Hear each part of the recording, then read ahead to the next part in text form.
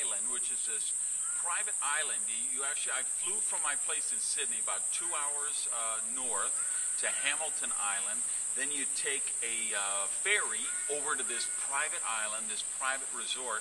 And I just wanted to share some thoughts on prosperity about a point of reference, meaning what's the window or the view you have of the world? Because how big that window is, how wide your prosperity consciousness is, has a lot to do with how you're going to manifest prosperity.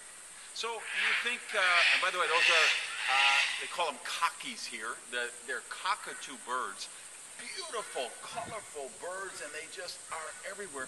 In fact, if you leave your sliding doors open in your hotel, they will come in.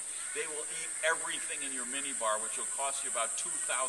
So you better have some great prosperity consciousness if you leave your windows open with those birds. Anyway, it's just a spectacular resort.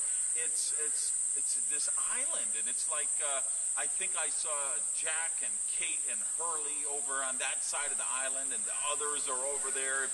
For you guys who watch Lost, it's as beautiful or more so than any of the island that you see there.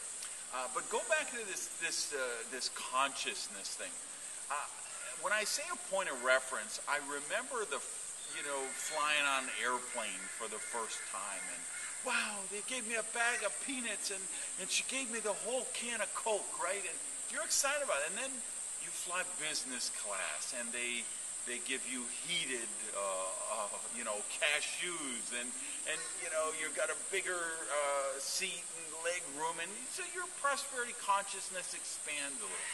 Then you fly first class, and you have a lie flat sleeper bed, and they have a down comforter, and they wait on your hand and foot. And you know what? You open a bigger window of the world. You have a different point of reference. And then I think when I flew the Concorde, going through the sky at Mach 2.2, I left London. I got to New York 2 hours before I left. Wow, what a mind-bending experience. And then, of course, when I started flying private jets, and all of a sudden, you drive up to the private airfield, you park your car, you walk over to the jet, they take your suitcase out, there's no, metal detectors, there's no security, there's no line, they just load your bags on the plane. They say, "Are you ready to go, Mr. Gage?" You land wherever you're going, and then the pilot says, "Mr. Gage, what time would you like to leave tomorrow?" Wow, what a different point of view. What a different point of reference. Think about, hotels, people, and I say this because I want you to think, when people manifest or they affirm negative things, how many times people have told me, "Well, I'm not into cars. A car just takes you from point A to point B." Well, let me tell you, you've never driven a Viper or a Lamborghini or a Ferrari or a Bentley, or you would never say such a silly thing.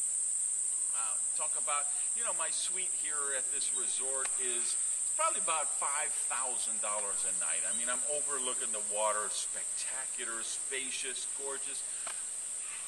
There'll be people who say, "Oh, why would you spend that money? That once you turn, it's a bed. Once you turn off a light, it's dark." No, guys, believe me, if you've never stayed at a Ritz-Carlton or a Four Seasons or a Mandarin Oriental or a place like this, then you'd realize, no, it's not the same as staying at the Holiday Inn. It's not the same as staying at the Marriott. Okay. So a couple of points that I would share with you for prosperity. One of the things, some of you could be watching this and saying, "Well, that's obscene.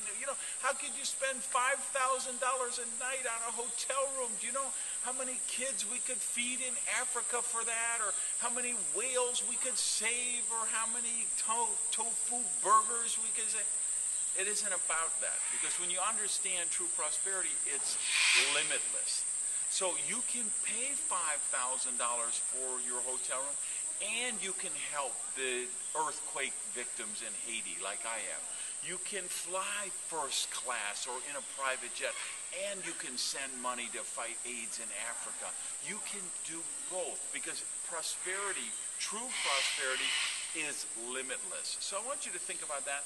And then I want you to think about what's your point of reference. Because you can't be treated for prosperity. You have to be open to receiving it. And that's all about how big of a window do you see the world with? How wide is your prosperity consciousness? So thanks for watching this. Share your thoughts. Get down below. Give me some comments. Look for the subscribe button, and please subscribe. Tell your friends about it, and let's get this message of prosperity out there. Thanks, everybody. Bye-bye.